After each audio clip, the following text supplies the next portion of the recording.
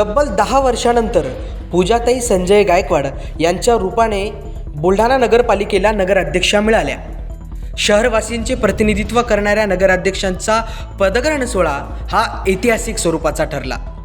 नगर परिषद परिसरातील आकर्षक सजावट, पुष्पवृष्टी आणि दिग्गज नेते, उद्योजक, साहित्यिक अशा सर्वच क्षेत्रातील मान्यवरांची उपस्थिती अशा ताटात पूजाताई गायकवाड यांनी पदभार स्वीकारला.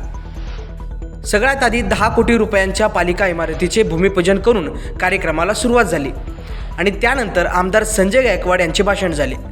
आमदार गायकवाडांचे हे भाषण शहर विकासाला एक वेगळा आयाम देणारे ठरले. पुढच्या 4 वर्षात बुलढाणा बारामतीसारखे होईल असा विश्वास व्यक्त करत त्यांनी शहर विकासाबद्दल अनेक संकल्पना मांडल्या. एकर एमआयडीसी केवळ आपल्याला होती, आता 550 एकर एमआयडीसी. आता ही 100% आपल्या बुलढाणा महिन्याभरामध्ये त्याचं काम आपण चालू करणार आहोत. राजेशजी वारंवार एकच विषय त्यांची मागणी असते की रविवारचा बाजार हा शनिवारी झाला पाहिजे. आता शनिवारी राज्य सरकारला सुट्टी असते, मात्र केंद्र सरकारला सुट्टी राहत नाही. त्याच्यामुळे दुसरा शनिवार आणि चौथा शनिवार कोर्टाचं काम चालू असतं आणि कोर्टाचं काम चालू असल्यामुळे तुमच्या बाजूला वकील बसलेले आहेत. त्यांना माहिती जज मागच्या दाराला एंट्री मारतात आणि मागच्या दाराला एंट्री मारायची म्हटलं तर त्यांना आतमध्ये जाता येत नाही. आणि म्हणून ज्या वेळेला त्या कोर्टाच्या बिल्डिंगला मी माझ्या कोर्टातून 42 कोटी रुपये दिले, 2 वर्षात ज्या वेळेला ती बिल्डिंग आपली पूर्ण होईल त्यावेळेला कोर्टाच्या जजेसचा मार्ग हा समोरून झाला तर मग आपल्याला याबद्दल विचार त्या ठिकाणी करता येईल, पॉझिटिव्ह विचार करता येईल. तुर्तास कोर्ट जरी आपल्याला याबद्दल काही संमती देईल की नाही देईल हे सांगणं हे मी सांगू शकत नाही. आणि म्हणून पाण्याच्या बाबतीमध्ये सीओ साहेबांनी सांगितलं, मेडिकल कॉलेज आपल्याला मी सांगेन की आता डीन बसले आहेत आपले जिने साहेब.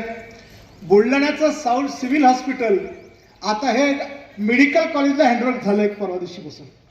त्याच्यामुळे मेडिकलच्या सगळ्या सुविधा आता ह्या बुलढाण्याच्या हॉस्पिटल आपल्याला पाहायला मिळणार आहे. एवढं बायपास सर्जरीचं कॅथलॅक कार्डियक सेंटर सुद्धा 2 महिन्यामध्ये बुलढाण्यामध्ये चालू होते. 2 महिन्यामध्ये म्हणजे आता बायपास करता कोणाला 20-25 लाख मोजायची गरज पडणार नाही. एवढा क्रिटिकल सेंटर म्हणजे जे मेंदूचे आजार असतात त्या मेंदूच्या आजाराकरता आम्हाला क्रिटिकल सेंटर म्हणून मुंबई पुणे वगैरे जावं लागतं, त्याची सुद्धा गरज पडणार नाही. ते क्रिटिकल सेंटर सुद्धा डीन साहेब 1-2 महिन्यामध्ये आपलं पूर्ण होतं. इतकी सुविधा या शहरामध्ये निर्माण आपण करतोय. तर मागं लटतो आणि शेवटी तो पुन्हा दुकानात जातो. यापुढे या शहरामध्ये कोणीही कचरा रस्त्यावर टाकणार नाही ही शपथ आपण घेतली पाहिजे. कारण शेवटी माझं शहर सुंदर शहर, माझं शहर बुलढाणा शहर, माझं शहर स्वच्छ शहर ही संकल्पना जोपर्यंत आम्ही ठेवत नाही तोपर्यंत शहर स्वच्छ करणं ही कोणा एकाची जबाबदारी नाही. तो जन्म आम्ही या गावात घेतला म्हणून ती जबाबदारी आमची देखील आहे. हे आपण सगळ्यांनी कर्तव्य म्हणून ठाम म्हणून ठेवलं पाहिजे. मी तर कडक करणार आहे, मी तर पान खाऊन थुकण्याला पण दंड करणार आहे भाईजी. कोणी पचका मारला की त्यालाही दंड बसणार आहे.